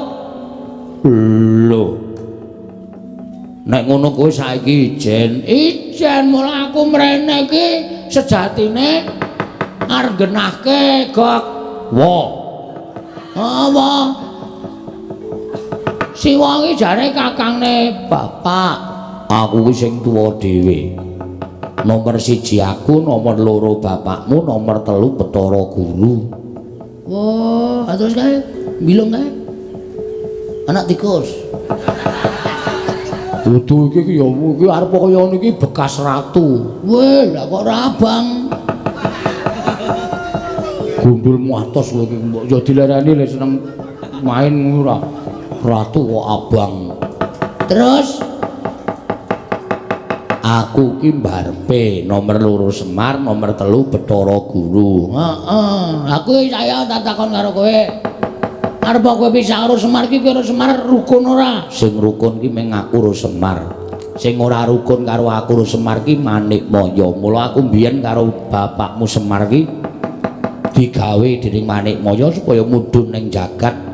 Aja nganti aku karo bapakmu Semar kuwi duwe panguwasa ning Suralaya kuwi mergo nggone meri Manikmaya karo aku karo bapakmu. Jane di anak Manikmaya. Terus piye? Aku saiki ngene. Pokoke aku mung pasrah karo Siwa Teoge-oge. Teoge-oge Togok. Aku pasrah karo Siwa Teoge-oge supaya nyelametke Semar. Nek Siwa Togok ora iso nyelametke bapak karo kakangku loro, aku ora nrimake. Ateges kowe kuwi dudu kakangne Semar. Ming aku tan trimane Bagong suwek cangkem. Waduh. Piye lho? Wis monggo wong cangkem-cangkemmu dhewe. Ora edan kuwi ora. Lah aku tok kon ngopo? Aku treke ning kayangan. Treke aku ora ngerti dalane. Aku ora dong tenan nek donge aku wis mangkat dhewe. Jare kayangan ki pucuke gunung ngendi? Kemukus. Utuh. Himalaya Himalaya ki ngendi aku ora dong. Ning nek kowe wujud kaya ngono kuwi engko tekan Sela Matangkep ora diparengake karo dewa sing tunggu Kori Sela Matangkep. Sapa jenenge? Cingkara Bala Balapata. Cingkara Bala Balapata. Kuwi buta loro.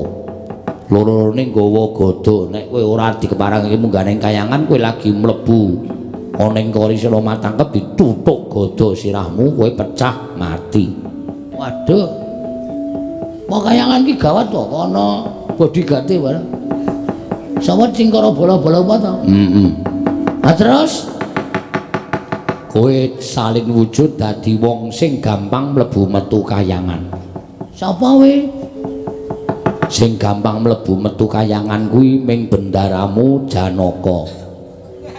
Terus Kowe tak dandani dadi Raden Janaka gelem ora? asik. Wah iki aku kan gleleng tenan iki.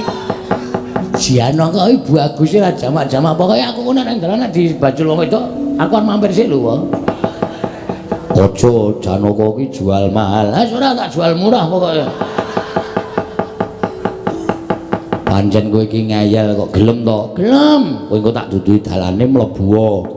Nek arep ngamuk-ngamuk ning kayangan nyelametno bapakmu karo kakangmu sakarone ning aja nyampurke aku. Terus kowe dicampur apa? Maksude aku aja nganti tok gathuk-gathuke aku mung nulungi karo kowe nduduhke dalane. Siap. Piye iki le dandan piye? Ning aku bagus ta iki? Bagus. Kaya ndoro Janaka to? Ning aja pisan-pisan ketemu karo Raden Janaka iso dipecah sirahmu.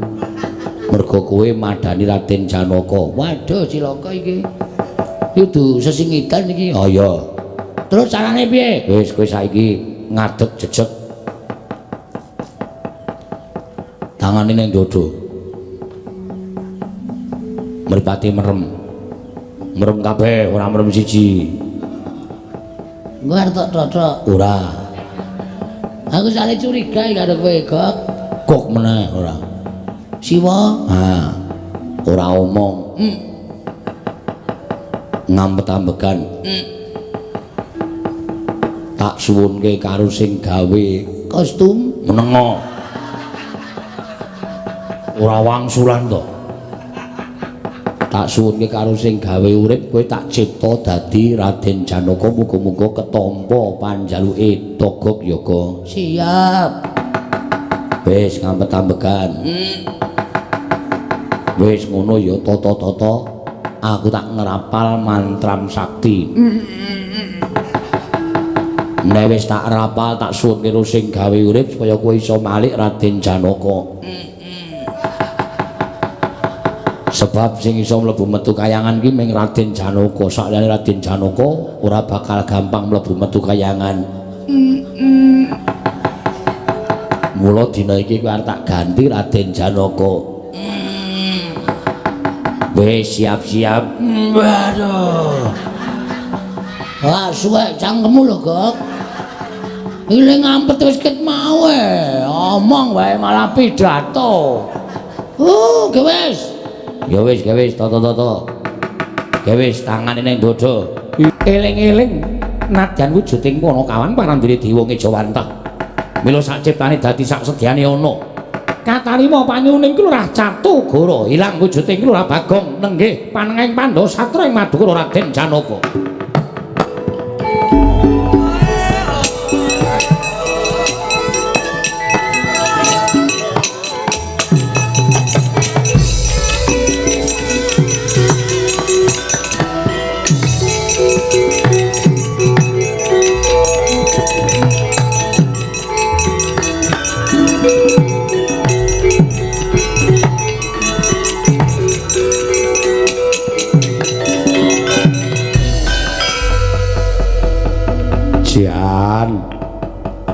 Arep ngiluwa mlebu ning kamar tengah kae ana bifet gedhe ngiluwa.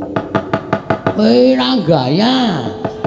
Nganggre ora Janaka kepruk bata kowe. Tenan aku gak nek jak sepele kene iki.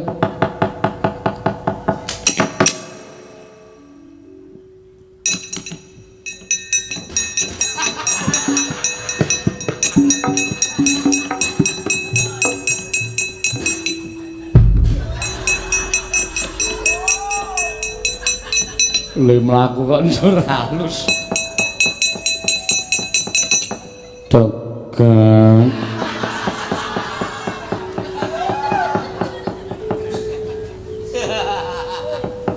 Wis benengke wae. Ngopo? Aku ngaturake kenging panuwun ingkang tanpa pepindhan toke. Padha-padha. Aku tuturno dalan sing anjuk marang kayangan toga Malah jijiki. wis benengke wae lho. Ayo melu aku tak mlaku kowe ngetutke aku. Iya to. Raden Janaka nedya tindak maring kayangan. Lamun Cinendra kaya Sekar Puspawarna. Rasangku gendeng. Ana-ana ora. Wong nganggo gendeng Puspawarna barang apa? Raden Janaka tedak dhateng kayangan Suralaya mawi gending lewong. Wes jan malah ora karu-karuan. Lewong atiku kok ora ngono kuwi Raden Janaka kuwi ora sembrono ora lucu sing tuwajo. Iya Teguh Morayu dibudalake bebarengan padha numpak bis Malang. Wis gek menyangkok malah kowe iki ruwoke omongane Raden Janaka Petuk kuwi malah dadi mumet siraku. Yo melu aku, ayungku tak duduke dalane anjuk ning kayangan. Iya, pancen mengkono. Ayo dibudalake. Togok ayo mangkat saiki. Togok ayo mangkat saiki. Ya ayo, ya wis mangkat. Nek togong. Ora budal. Yo mangkat yo. Ayo Togok budal dina iki Togok.